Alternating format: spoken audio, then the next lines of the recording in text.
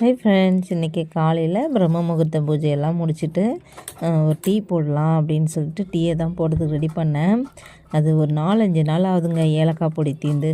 நானும் அரைக்கணும்னு நினச்சிட்டே இருக்கிறேன், டைமே இருக்க மாட்டேங்குது. சரி இன்றைக்கி எப்படியாவது அரைச்சிடணும் அப்படின்னு சொல்லிட்டு ஏலக்காவை பிச்சு போட்டு தான் சாமிக்கு நைவேத்தியமாக வச்சிட்ருக்கேன் பாலில் கலந்து. எப்பயுமே நான் வெறுமனே பால் சாமிக்கு வைக்க மாட்டேன். ஏலக்காய் பொடி, நான் நாட்டு சர்க்கரை இது ரெண்டுத்தையும் மிக்ஸ் பண்ணி தான் சாமிக்கு நெய்வேத்தியம்னு வைப்பேன். நாட்டு சர்க்கரை இல்லைன்னா தான் சர்க்கரையே எடுத்து யூஸ் பண்ணுவேன். சாமிக்கு வைக்கிறது மட்டும் நான் அந்த ஒரு கிளாஸ் பாலில் நாட்டு சர்க்கரையும் ஏலக்காவும் கலந்து தான் வைக்கிறது என்னுடைய வழக்கமாகவே வச்சிட்ருக்கேன் நான்.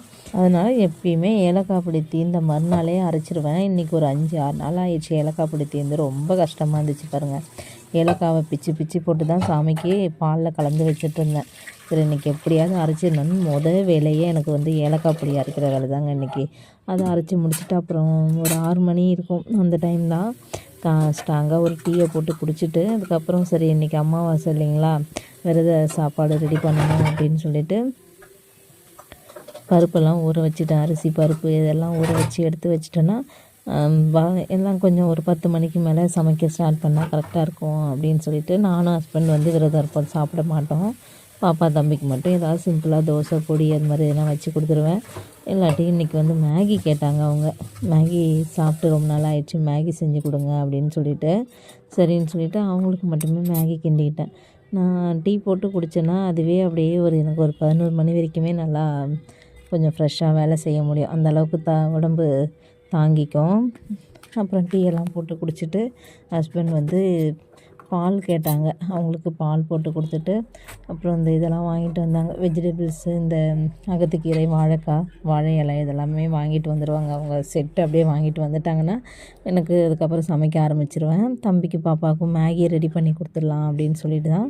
அது மேகின்னா கூட ஓரளவுக்கு சாப்பிடலாம் போல இருக்குது.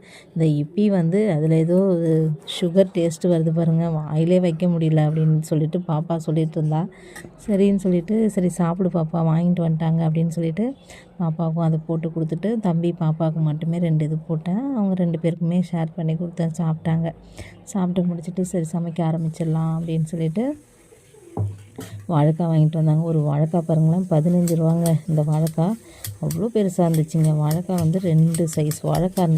அது ஒரு சைஸாகவே இருந்துச்சு. 2 சைஸ் இருந்தால் ஒரு வாழைக்கான்ற மாதிரி இருந்துச்சு. அதனால் அந்த ரேட்டு இருக்கலாம். அது என்ன ஹைப்ரிடாக என்னன்னு தெரியல. நல்லா பெருசாக இருந்துச்சு வாழைக்காய். அதில் பாதி தான் என்னால் செய்ய முடிஞ்சிச்சு. எல்லாமே கட் பண்ணிட்டேன். ஃபுல்லாகவே கட் பண்ணி பார்த்தோன்னா ரொம்ப நிறையா இருந்த மாதிரி இருந்தது. வாழைக்காய்னாலே